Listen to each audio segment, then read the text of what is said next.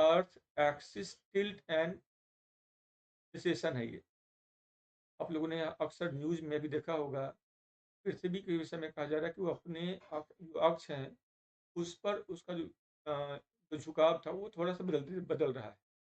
पृथ्वी का अपने अक्ष पे झुकाव है, उसमें थोड़ा-सा चेंज ऑब्ज़र्व किया जा रहा है। उसके पीछे अलग-अलग कारण दे रहे हैं लोग। कोई इसको मून का इम्पैक्ट प्रभाव मान रहा है, कोई इसको क्लाइमेट चेंज का प्रभाव मान रहा है, ठीक है? कोई इसको अर्थक्वेक या सुनामी का प्रभाव मान रहा है। तो डिपेंड करता है जिसका जैसा नॉलेज है उसी हिसाब से अपने-अपने लोग बात करें। एक्चुअल रीज़न क्या हो सकता है, ये अभी तय नहीं हो पाया है। पर ये चूँकि एक्सिस में जो चेंज है, ये लोगों ने ऑब्ज़र्व किया है, तो वो चेंज तो सही ऑब्ज़र्व किया है, ठीक है। अर्थ की एक्सिस में इस तरह से चेंज अगर होता रहा, काफ़ी समस्याएँ पैदा हो जाएँगी नए सिरे से। और आज जिस अर्थ पे हम लोग रह रहे हैं, ये बात भी तय है कि आने वाले समय में हो सकता है हज़ारों साल बाद, लाखों साल बाद या किसी भी क्षण ये अर्थ भी लाइफ़लेस हो जाए और हम लोग भी इस अर्थ से तुरंत क्या पलायन हो जाएँ। तो होने के लिए कुछ भी हो सकता है। फिलहाल जो बात हम लोग कर रहे हैं, पृथ्वी का जो अक्ष है, उसमें जो उसका जो टिल्ट है, उसमें क्या को लेकर के कौन-सा स्टेटमेंट सही होगा। जैसे पढ़ो आप लोग चॉइस को पढ़ोगे तो साफ-साफ यहाँ पे दिखाई देगा। क्वेश्चन नंबर फर्स्ट क्या है? अर्थ axis tilt is approximately 23.5 degree which is responsible for the changing season। क्या पृथ्वी 23.5 डिग्री पे जो झुका हुआ है, ये जवाबदेह है मौसम में बदलाव के लिए। दूसरा चॉइस पर ये axial station refers to the slow bobbing of earth axis। It takes about 26,000 years to complete a full circle। क्या ये स्टेटमेंट सही है? And the axial tilt of earth is also referred to as eccentricity of the ecliptic। अब है इन तीनों में से कौन सा चॉइस करेक्ट है। अब हम देखो, पहला जो चॉइस में आप पढ़ पा रहे होगे, पहला तो सही है ही है, पहला तो खैर सही है। याद रखना, अर्थ अगर अपने अक्ष पे झुका हुआ है और यही जवाबदेह किसके लिए है, अलग अलग सीजन के लिए। तो जो यहाँ पे देख रहे हैं हम, ये स्टेटमेंट क्या है, याद रखना इस बात को, एक एक चीज़ को आपको याद रखना है। सेकंड स्टेटमेंट है, तो स्टेटमेंट भी क्या है, वो भी सही है। और अर्थ का जो टिल्ट है, इसे हम लोग इस जब जो एक्लिप्टिक है, ये हम लोग नहीं कहते हैं। स्टेटमेंट नंबर जो थर्ड है, वो क्या है, वो गलत हो गया। पहला दोनों सही है। इसका जो राइट आंसर क्या होगा, याद रखना आप लोग, आठवें का राइट आंसर होगा ए। चलो एक अलग सा और सवाल लेते हैं हम लोग इसी पे। Consider the following statement regarding the impact of ground water extraction. Ground water जो हम लोग निकाल रहे हैं, जमीन से पानी निकाल रहे हैं लगातार, तो जमीन से जो पानी निकाल रहे हैं, उसका इफेक्ट अर्थ के रोटेशनल एक्सिस पर क्या पड़ता है। अब यहाँ पे चॉइस पहले पढ़िए। Excessive ground water extraction has led to significant shift in the earth rotational pole by approximately 80 centimeter between 1993 to 2010। पहला तो ये हो गया। Ground water extraction is primarily responsible for polar drift at a rate of 4.36 centimetre per year. इस बात को याद रखना है, यहाँ पे पर ईयर की बात कर रहा हूँ।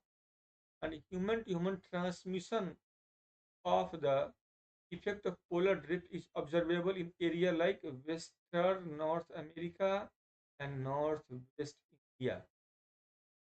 आई होप क्वेश्चन समझ गए आप लोग, चॉइस समझ गए आप लोग। अब आंसर की बारी है, आंसर कीजिए आप लोग। क्वेश्चन नंबर 9 का राइट आंसर क्या होगा। 9 का राइट आंसर है वो अब हम लोग एक बार पढ़ते हैं। पहला स्टेटमेंट क्या है, बिल्कुल सही स्टेटमेंट है। ग्राउंड वाटर की जो एक्सट्रैक्शन हम लोग कर रहे हैं लगातार, ये अर्थ का जो शिफ्ट है वो हो रहा है, ये बात भी सही है। और 1993 से लेकर 2010 के बीच बहुत किया गया, नतीजा हुआ 80 सेंटीमीटर का शिफ्टिंग देखा गया। इसलिए पहला स्टेटमेंट सही है। और ये बात दूसरे और तीसरे में, नौवे का याद रखना हमेशा आप लोग। इसका जो सेकंड स्टेटमेंट है ये भी सही है, पहला दोनों सही है। और इंसान की बात रहा, उसके ट्रांसमिशन से कुछ इफेक्ट पड़ा है, बिल्कुल गलत बात है, ये नहीं होगा। पहला दोनों सही है, इसलिए चॉइस ये सही हो। आई होप आप लोग भी अपना आंसर करो। मैंने कहा हर एक बच्चों का आंसर मैं दूंगा। आप वीडियो अभी देख रहे हो, वीडियो बाद में देखो, कोई इशू नहीं है। इशू इतना है कि आप पढ़ो, ध्यान से समझो। किसी का प्रीलिम्स का क्वेश्चन का लेवल बिल्कुल यही होगा, एग्जैक्टली यही होगा। पैरेलल, दैट्स वाई मैंने पहले ही कहा है, जो भी क्वेश्चन आएंगे वो पैरेलल टू यूपीएससी आएंगे, लेटेस्ट ट्रेंड के अकॉर्डिंग होंगे। And those who want to join our regular program, join। और कैसे ज्वाइन करोगे यूपीएससी की तैयारी में? एफर्ट हर एक स्टूडेंट लगा रहा है अपने आप, हर एक स्टूडेंट अपना एफर्ट लगा रहा है। आपको अपने एफर्ट को भी स्टूडेंट के हिसाब से सोच के लगाना है। याद रखो, आज 10 लाख से ज़्यादा बच्चे अपने अपने कमरे में बैठ के पढ़ रहा होगा। ठंड का महीना चल रहा है, वैसे में आपकी जवाबदेही भी है, आप अपने कमरे में कम से कम 2 घंटा बढ़ा लो, ताकि आपका पढ़ाई भी 10 घंटा निकल के आएगा। तो 12 घंटा लगाओगे तो 10 घंटा निकलेगा, जब 10 घंटा पढ़ोगे तो 8 घंटा निकलेगा। ये करना है। रही बात यहाँ पे क्या समझ में आता है क्या नहीं आता है, सेकेंडरी मुद्दा है। का ये है कि समझ में नहीं आता है तो हम समझेंगे, याद नहीं होता है, कोई बर्डन नहीं है। हर वीडियो में अक्सर कहता हूँ, पढ़ना आपका काम है, याद करना आपका काम नहीं। याद ब्रेन खुद कर लेता है, जो उसे याद करना होता है, जो उसे छोड़ना होता है उसको छोड़ देता है। ज़्यादा परेशान होना नहीं है, क्योंकि आपका काम है पढ़ना। पढ़ना आपका काम, याद ब्रेन खुद कर लेगा। क्वेश्चन बनाना आपका काम, उसमें से क्या ब्रेन में जाने हैं, कितना समझ में आना है, वो अपने आप चला जाएगा। एक क्वेश्चन को एक बार करोगे, दोबारा करोगे, तिबारा करोगे, चौथे बार करोगे, तब जाकर के यूपीएससी क्वेश्चन समझ में आता है लोगों को। यही तो वजह है।